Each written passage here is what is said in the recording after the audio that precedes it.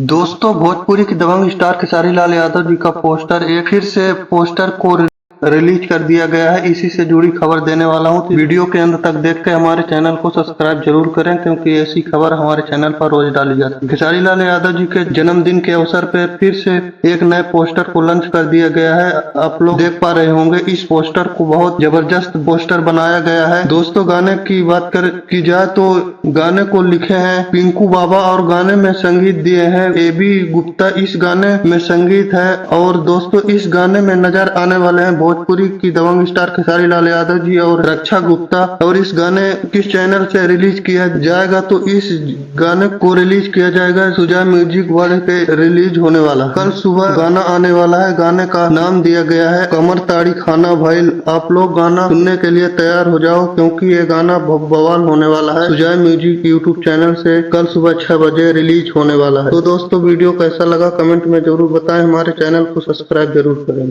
धन्यवाद।